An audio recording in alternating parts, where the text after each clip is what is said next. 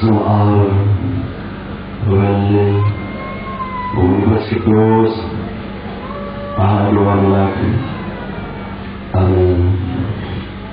Misalnya terus ini Allahumma Sagala ke sanakatan ni Aka apur hawan jadinya kini akan berpada evolusi Sagal tadi yang kalau akan orang lebih berpada evolusi Gara-gara tua kayu kalau bayar tuti Apur hawan macam yang masih tenaga berpada evolusi Sagala ke sanakatan atau jujur amin Makapa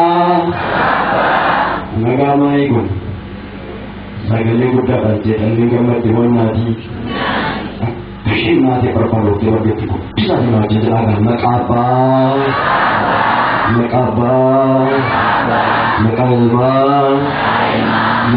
berkulu waktu berkena amin Ismail Wali Bungkus Kudus Ahadu Anak amin Salat Al-Zahir Wassalayat Wassalam Baru Semratu Nasib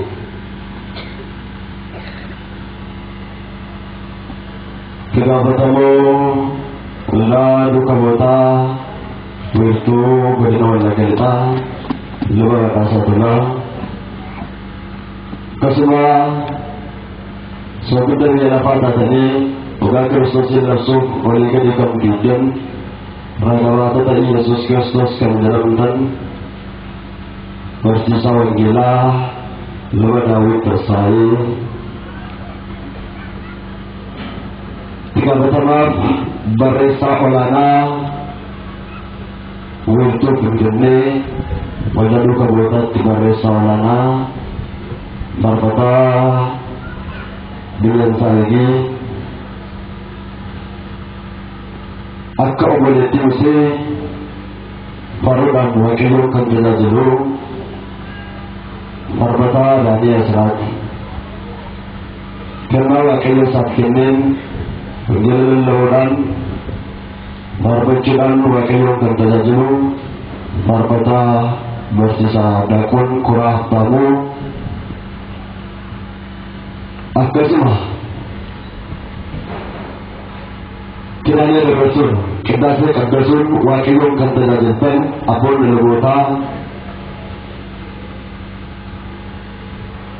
menakul makinya balina kantatan gombol menakul makinya kantatan referensi nama kerana kita mangkutun apotin aromatin motomala dewa kita pakai pendandaman akaswa bakia dadawan bercakap jempen Bukan orang gila, gila bandan menakul makan. Aman pasal jadi kawan bertani bagi ada dati bertani kantorkan. Mana kita sendiri kalau rasul di masjid tadi, segala wakil kalau kita sendiri pakai jo. Nagan tinggal kata, naga wakil berkebun. Wakil naga kata, naga wakil berkebun tadi. Nagawa kayo lagi seni Wakaya panggilnya Obisan jalati Jalan sabdi pemasan bagian dan darah nuami Obisan ululukan lagi sedang nurahi Namun tawayin dua ni Nano bataskan adalah kisah kenjalan kita Anak besin garu Mungkin yang berbukin yang kisah tinggi jawatan bataskan Nama bayin Almi busani manasani baca kita jorah kenjalan kisah Ada sedikit albi gede, watayo itu kan nurami, buyaran nugeri, ini wakil marawadu meti marawadu, makansa galani ulfeni, kabani jamini, Yesusa Ariam El Shaddai Adonai Makasadi, Yerusalem bisa sampai galani bukan sama itu.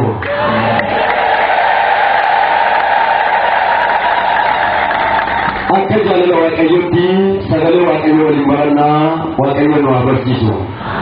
Ini nuabertisu. Mana jalan nanti pada ini nuabertisu. Bertita Yesus nuabertisu di. Ini nuabertisu. Mereka kita tahu betul kata kami. Tahu betul berapa betul dia wakil. Lafa orang kita di. barattoota kee kan barsiiste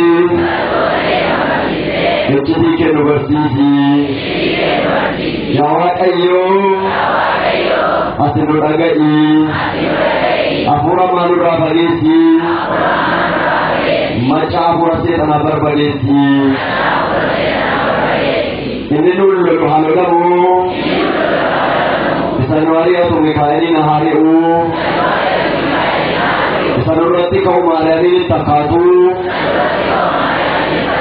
nu gidduutti argamii iccitii kee nu barsiisi ammaa jalqabee hafuurri hamaan warri bulootaa warri tolchataa warri qolqolaa maqaa koo irratti rifeensa mataa koo irratti barnoota koo irratti daldala koo irratti mana koo irratti daa'ima koo irratti akka isaan hin moone asitti naaf godhi akkicha wajjin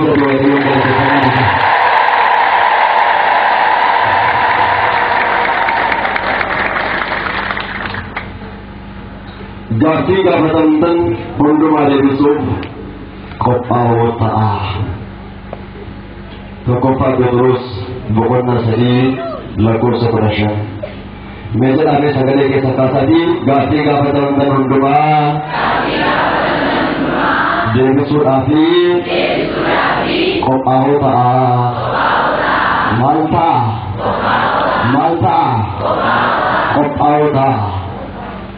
mata duree kana waliin barannaa Waaqayyoon keenya nu agarsiisu Waaqayyoon keenya nu geggeessu sagalee ulfaataa jabaa kana ergaawwan qulqulluun Phaawulos fudhatan barreesse keessa gara Phexrositti kan barreeffame salamaffaa boqonnaa 3 lakkoofsa 15 gubbaarratti si argannu sagaleen kun maaliif dubbatame sagaleen kun akkamitti dubbatame sagaleen kun immoo anaafisni maalin nu barbaachisa isa jedhu waliin barannaa Waaqayyoon keenya nu agarsiisu dhuguma har'a yoo ilaalle biyya keenya keessa har'a yoo ilaalle mana keenya keessa har'a yoo ilaalle jireenya keenya keessa gaaffii baay'ee qabna gaaffii baay'een gara keenya dhufuu danda'a sirrii moo sirrii miti jedhana gaaffii baay'ee nu gaafatamuu danda'a daa'imni uffata akka nuti dhiqnuuf nu gaafachuu dandeessi dhuguma hollaan keenya gaaffii nu gaafachuu danda'a kan biraa garaan keenya gaaffii nu gaafachuu danda'a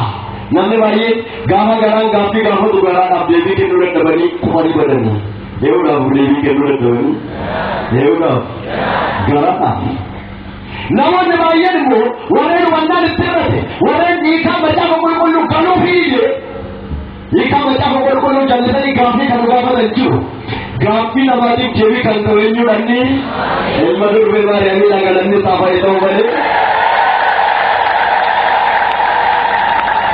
qulqulluun gaafa ergaasaa barreessuu jalqabe xalayaasaa keessatti boqonnaa 3 tokkoffaa Phexros boqonnaa 3 lakkoofsa 3 gaafa laaltan seenaa biratti gaafa galu namni hundumti keessanii isin waan haalaan mul'atuun of hin kuulinayi waan hin of hin kuulinayi maal irratti dubbadhaa maaliin of hin kuulinayi waan haalaan mul'atuun of hin kuulinayi keessa keessanii isa mul'atu sagalee Waaqayyoon of kuulaayi jedha maaliin of kuulaayi maaliin of kuulaa amantii kan biraan saba Waaqayyoo of kuulanii nyaara isaaniitti dibatanii waltajjiirra dhaabbatanii faarfatu amantii kan biraan haala isaanii bareechifatanii waltajjiirra dhaabbatanii nama tajaajilan fakkaatu ortodoksiin garuu eessa ishee kuullatti keessa ishee oomiidhaan karaadhaan kuullatti galanni isaa malee harati namoonni bal'aan sirratee ala isaanii kan kuullatan jiru anaaf isin garuu eessa keenya kuullachuu irraa barbaachisaa maaloo natti dubbadhaa eessa keenya kuullachuu irraa barbaachisaa keessa keenya kuullachuu irraa barbaachisaa kanarratti maal jedha Phaawulos ammas Xiimotewoosin mul'ataa muraasa hawareessu lammaffaa boqonnaa 2 lakkoofsa 8 ga'e isin yaa warra dhiiraa lafa kadhata godhatanitti harka keessan ol kaasuudhaan kadhadhaa jedha maal keessan gochuudhaani Malu jalan natru pada maliki sanggucu dari. Hari kerja seluruh thakuran saladari. Warri shamaranimu, hinggaran ayojatani, ejirimu, opuluran oson taini, mali oson taini. Malu pada mali oson taini, opuluran oson taini. Yada kali kamun. Gabjati, warak irati, matashi dari kabatri orang irajin hakadatu. Matashi malgorati, kiri kabatri, wajib jual wajib. Lama mati hijau sekarang mubawati. Bagaimana lapor saja di kaya apa persalin sedena kan lagi lah. Gama lapor sampai lapor lama lagi saya kerja lah. Ye waru warapuri moja lah. Gavi tawara tulanjera male, havarsi tunjeru jelabe. Gavi tawara tulanjera male. Kudita berpata. Gavi tawara tulanjera male. Havarsi tunjeru. Mana mau tunjeru? Mana mau tunjeru? Havarsi tunjeru jera. Mana sudah lasa? Havarsi tunjeru. Namun itu kotopo. Amanti kena dapat kepan. Gavi Indonesia malani mana pun rumah kena desa yang kau. Gapi to kono betul. Mandaru, wari amanta ortodoksi, mereka shamarani negani, shamarani lalabdo, malingodo. Illa lalabdo jero. Coba ande milata. Kudang pun mereka, buyala ayo bergari pada curan denda. Hukuman, lakon tak bersari kubara temu Allah. Nama orang kana mormuje, nama orang kana malguru. Nama orang kana malguru. Nama orang kana mormu. Mana pun belum makin jadi pahira yang nama orang kana mormu, mana pun belum makin jadi malgura. Hira yang dua timbar nama jadu. Mana pun belum makin jadi pahira yang Isanu warri dua timbar di jalan ibu. Isan kiri tanah itu dia. Isan malmiti. Nuri kongres khusus tuan raman ini jangan ada mudah rakyat betul boleh. Karena pulung Kenya halal di sebelah tu dia. Namun tu kita punya aja lah. Ia suri garam muai orang kanan ini di bulu lagi dah tahan. Bisa seperti. Dua tahun sih dia terima. Garu gari dah. Wanggil aja jauh. Maju berjasa aku. Kalamin kita rumah dia. Kalamin mali. Ini nama rumah yang kita terima masalah. Yang kita terima ini kita rumah betul. Apa yang kita? Kalau dari orang bayar pada, lakon sakuna syang mubarati, lakon sakuna apa mubarati, non adingkenya Yesus Kristus tidak ada, non adingkenya Yuda. Yesus Kristus tidak, adingke sangkana bimu, nabi bayar gapi segala curuhu, nabi bayar mati segala curuh. Gapi macam tan pun cuma diri sudah isinggaru ko pauta. Gapi macam tan cuma diri sudah semalta. Gapi bayar udah. Gapi kan orang beranawai dari nama Kristus. Umumlah. Nanti gapi kali ini dia sekumu. Lapen zagapan nama dulu. Lapen sakit gapai selu. Namun bayar kali ini lapen amalu datang. Gapi mendarasadi matafara turun. Gapi bayar tu juga. Gapi sana Honda Salala. Wakil lagi ini agar garu. Ini agar garu. Gapi nama bini tu ini ni. Ini wakil. Gapi tadi isa jadi kawan. Isini fasa. Berrepakai kerana mereka ini. Amma mau paling isini jadi suyalu. Akar warri ortodoksi. Waka bayi kabdu, waka mai kabdu, isu waka bayi kabdu, nunggaro waki kenya Yesus Kristus yang waru jauh, nun ortodoksi ni waka mai kabam, malu betul bedah, mereka kamna,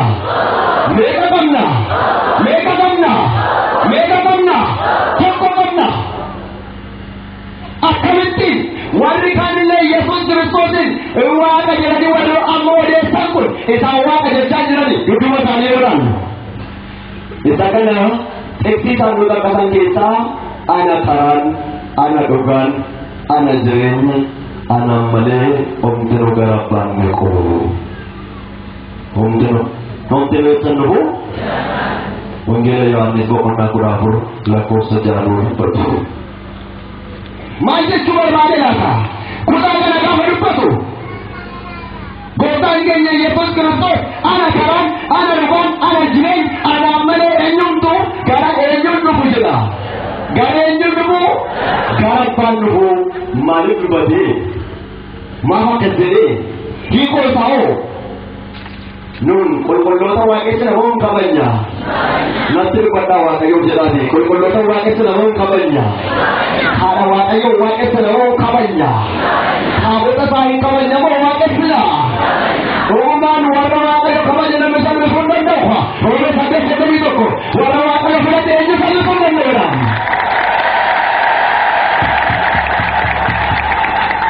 Warra Waaqayyoo kabanye Waaqayyoon immoo waaqessina nuti. Waaqayyoon maal godha? Ni waaqessina. Kana irratti gaaffii isaaniif deebii kan ta'u tiksinni dubbatan gara duwwee fudhannee fiiguuti. Jalqaba isaatii kaanee ilaalla. Jalqaba isaatii kaanee maal godha? Ilaalla. Wangeela Yohaannis boqonnaa 14 lakkoofsa 1 jecha ni jedhu akkas jedha. Yesuus itti dhufee bartoota isaatiin garaan keessa hin raafamin Waaqayyoon amanaa, anatti amanaa, abbaa kootis amanaa. Mana abbaa koo keessaa iddoo baay'eetu jira. Mee jedhamee hundumti keessan Waaqayyoon amanaa, anatti amanaa, abbaa kootis amanaa, abbaa kootis amanaa. Mana abbaa koo keessaa iddoo baay'eetu jira. Iddoo ammamii jira. Mana kiraayii kaffaltuu jira. Maayittan namoonni mana kiraayii kaffaltan beeku. Mana kiraayii namni kaffaltanii deessan. Zolatanii mana kiraayii kaffallee keenyaa yeroo kana mana kiraayii akkamitti lammaffaan kaffalle mana samiirra Yesuus Kiristoos nu kaffalleera. Hola keenya achiitii gama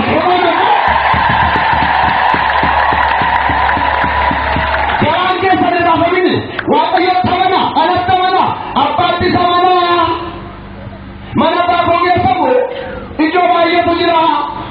Gaafa inni jiru barattoonni dubbii isaatti siqanii dhaggeeffatan. Barattoonni Yesuus Kiristoos dubbii inni dubbachuuf jalqabe guuratti buusan. Ayyaana dhaggeeffatan gaaffiin kun si'a baay'eetiin kaa tureera. Gaaffiin kun si'a baay'eetiin qunnamaa tureera. Fuula intarneetii irratti, fuula feesbuukii irratti nama baay'een kaa'aa nu cannaqaa jira. Kanaaf hiika isaadhaalla.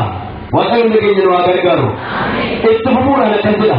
Wangeela Yohaannis boqonnaa 14 lakkoofsa 4. Egaa akkas jedha. egaa dhaqee iddoo itti qopheessa. Lafa ni naqu karicha jigeessus hin beektu. Egaa maalitti ni qopheessa? Maalitti ni qopheessa? Iddoon itti ni qopheessa.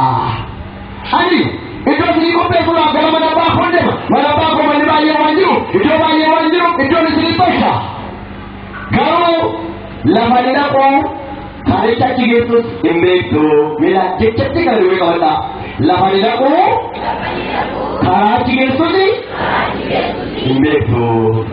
Maal jedhee meesanii gaadatti maa? lafa maal godhu? Lafa maal godhu? Lafa annaqu hin beektu. Karaa jigeessus maal godhu? Hin beektu.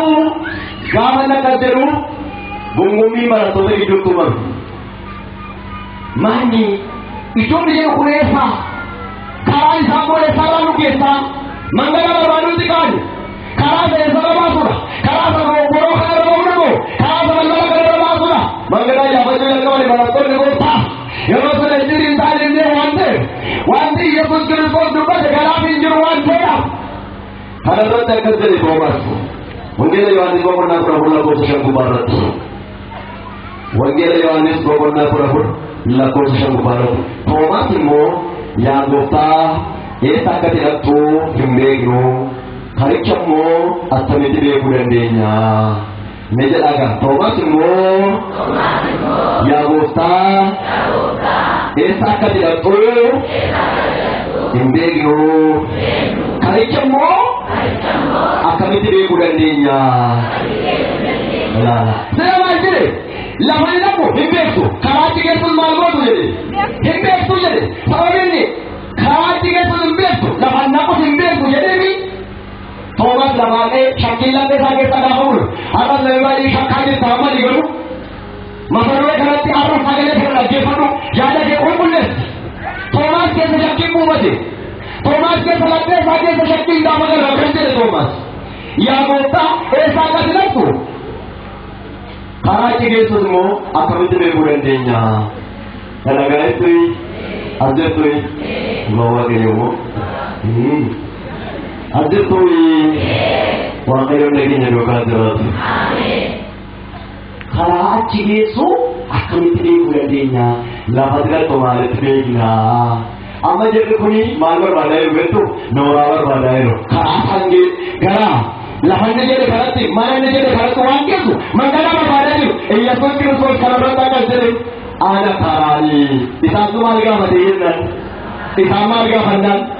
Isaan maal gaafannaan? Akkas jedhe ana karaanii ana dhugaan ana jireenyi ana malee hundinuu gara abbaa kootii hin naqu. Namoonni baay'een maal nu jedhu? Mikaa'eliidhaan gara abbaan nattu, Gabreelii Maaramiidhaan gara abbaan nattu. Amani Yesuusin gara abbaan natta'e eenyudhaan? Maal irratti dubbata? Eenyudhaani? Nuurota humbeeddu eenyuun beekna kan keenya eenyudha maqaan isaa? Eenyudha maqaan isaa? Yesuusidha. Ammas namoonni tokko tokko maal nu jedhu? Hojii ergamootaa boqonnaa afur lakkoofsa 12 gubbaarratti fayyinni maqaa isa samiirraa bu'ee malee hin jiruudha. Fayyisuu kan danda'u maqaa isa samiidha. Maqaa isa samiidha. Maqaa isa samiirraa bu'eedha. Maal nu jedhu? Maqaa isa samiirraa bu'ee dhuweetu fayyisaa nu jedhu. Fuula baay'eerraa gaafa dubbifnu. Maqaan inni samiirraa bu'ee eenyudha? Isa garas hin dubbadhin deebi'a lafa maratti. Maqaan inni samiirraa bu'ee ergamaa Gabreelii gara durbee Maariyaamii gaafa dhufe ilman deessaa maqaa isaa eenyu jettee moggaasta jedhe. Maal jedhame eenyu jettee moggaasta?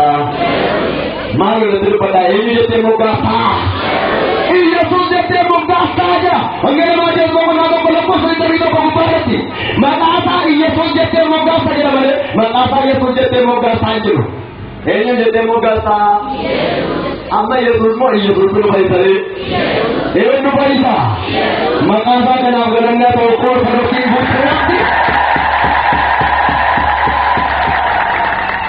Waan isin gaafadha maqaa koo jettu?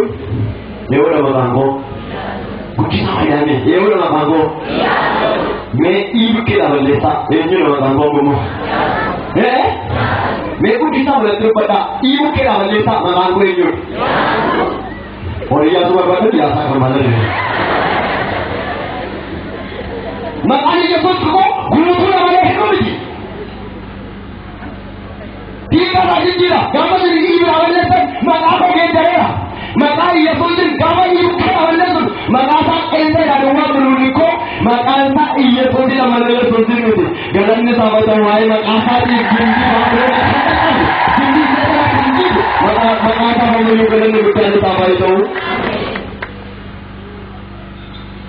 Sababii isaan karaa gaafatanii ana karaanii, ana dhugaanii, ana jireenyi, ana malee homtinuu gara abbaan naqu jedhe. Maalidha? Jechuun kun maal jechuu barbaade? Waa'ee maalii dubbataa jira? Kutaan kun waa'ee maalii kaasaa jira? Waa'ee ejjetii sillaasee abbaan ilmi hafuurri qulqulluun tokkummaa isaanii dubbataa jira. Dhugaan isiniin jira. Hiika isaa kana namoonni baay'een duukaa geeddaraniiru. Kutaa kana namoonni baay'een duukaa galeessaniiru. Akka nuti hin dubbifne sodaa nutti naqaniiru. Maaliif ana karaan jedhee jarri kun ganaa mangada barbaadan deemu osoo hin taane ana argitan jechuun abbaa argitan jechuun ni barbaade. Kanatti bahuudhaan wangeela Yohaannis boqonnaa 14 lakkoofsa 7 tartiiba isaatiin ilaalu. Maaliif qeenxee isaa namoonni baay'een nu toleessaniiru amma wali ribii isaatiin ilaalla. Wangeela Yohaannis boqonnaa 14 lakkoofsa 7 ana beektaniitu jiraattanii abbaa koos hin beektanii ammaa jalqabdanii isin jedhame ammaa jalqabdanii isa hin beektu isa argitaniittu hin jedhee. Gaafa isaan dubbatanii ammaa jalqabdanii kana beektaniittu abbaa koos beektaniittu ammaa jalqabdanii waa'een abbaa gaaffii isin keessa keessatti immoo karaa geessu argataniitu bakka sanas geessanii ture. Bakkichas geessanii ture kan ittiin jedhu Filiphos akkasii baay'ee nu barsiifte baay'ee waan nu goote waan baay'ee nu barsiifte waan baay'ee nu taasifte hingaa nurraa dhaabi garuu abbaa nu agarsiisi jedhame maal nu agarsiisi maal nu agarsiisi bakka nu gaati abbaa nu agarsiisi jedha. Yeroo nagaa jedhu hundee yaadni boqonnaa fudhamu lakkoofsa deeguu barat gaafa Filiphos akka jedhu Yesuus Kiristoos lakkoofsa sagaffaarratti akka jedhe Yesuusis deebisee utuma yeroo amma dhaga'u isinii wajjin jiraatu iyyuu ana hin beekne Filiphos ittiin jedhe. Sa'aatii baay'een isinii wajjin ture yeroo dheeraan isinii wajjin ture hamma kana isinii wajjin ture hamma iyyuu isinii ana hin beekne abbaan agarree jedhe eewwanii agarree amma karaan gara abbaa geessu eenyudha ittiin jedhe jira aanaa jedhe amma immoo maalitti dubbataa jira isin amma kana isinii wajjin ture hamma iyyuu abbaan nu agarsiisi jechaa jirtu abbaan agarree jedhe abbaan eenyudha yeroo sana ilma sana keessa jira ani abbaan tokkodha jedhe kan wangeela Yohaannis boqonnaa 10 lakkoofsa 1 gubbaarratti abbaa Filiphos tokkodha. Isaan lama moo tokko hangaan hojii gisee maal jedhu እንጸልያለን በጌታ በኢየሱስ ክርስቶስ eenyu እንቀረን መቃየኞቴ namni tokko tokko gaafa hundee samtiin ishee maqaa Yesuusiin anti jikoo hiikataa hiikan dhumaa balleessaa jira nama baay'ee gaafa ollaa dhaggeeffannu qoluu kaagataa jiru amma qees badhaasaa fa'aa ilma isaanii Oliyaati ilma isaanii beekaa qees badhaasaa moota kaayyuu nagarree mana isaanii dhaqee qeesii ani gwaaddenyaa Oliyaatiidha ani gwaaddenyaa eenyudha gwaaddenyaa Oliyaatiidha Oliyaatiif jedhaatii birriinaali keessaa eeyyoon jedhi Oliyaati waaqa jedhu kan isaanii qixxeedhaaf suntaan isaan maddaratti isaanii qixxeedhaaf yeroo sana Oliyaatiin anaaf isaan gidduu walitti hidhaa'ee jira innumnan qabu jechaadha. Yesuus Kiristoosiin maqaa Yesuusiin akkasuma godhe yeroo jennu eenyuun immoo kadhachaa jira. Inni nu kadhachaa jira eenyudha maqaa isaa immoo eenyuun gaafachaa jira. Maqaa kun waan arga kadhatan hin argattu jechuun maqaa isaa sanaanis isa kadhanne jechuudha malee maqaa isaan kan biraa kadhanne jechuun ni sila. Jika sanur kagatanii waaqayyoon dhageenya wajjin haa ta'u. Kanarratti wangeela Yohaannis boqonnaa 14 lakkoofsa 10 gubbaarratti ani abbaan sana keessa akka jiru naman ture. Eenyu keessa abbaan sana keessa anis abbaa keessa akka jiru naman ture ittiin jedhee jira. Namni tokko Yesuus Kiristoos araarsaadha. Inni nuufi nuu kadhata nuu maal godha nama qajeelcha jirtu jirta nama sagalee kana dhaggeeffatu Yesuus Kiristoos waaqamoo araarsaadha. Edas dubbadheera namni baay'een mata duree edaaluu tokko jechaa jirtu Yesuus Kiristoos waaqamoo araarsaadha. Ammas natti dubbadha Yesuus Kiristoos waaqamoo araarsaadha. Amma ማለት መካከለኛ ማለት ነው የወጀሩ ወርዱበታል araarsaadha jechuun gidduu jechuudha. Maaliif akka jedhamu jechuun abbaa ilma hafuura qulqulluu jedhanii abbaa lala ilma jee hafuura qulqulluu isaa eenyu gidduu isa kana walitti arginu barbaadu waliin fakkaatu garuu waan waliin fakkaatu wal bira faduu hin danda'amu ajjirtuu ishee maayyaa yoo baay'ee seetanii bakki tokkineetti ajjirtuusi waaqayyo nu ajiraachisa. Namichatu guyyaa tokko sirriitti beera ilaataan marqaa jaartii marqii jireetu mana keessa teessee hawannaa tokkitti marqaa marqii mucaan ta'etu nama isheetti marqii tokkorootee noodhaana nyaata moo baabbaan nyaataa dhagaa'etu hawannaa tokko beektu gaafuu hawannaa tokko sana baabbaan nyaata moo sin nyaataa lamee mucaa koetti nama har'aan kanaaf jawaab jawaatee tu marqaa kana nyaataa jetti nama maal godhetu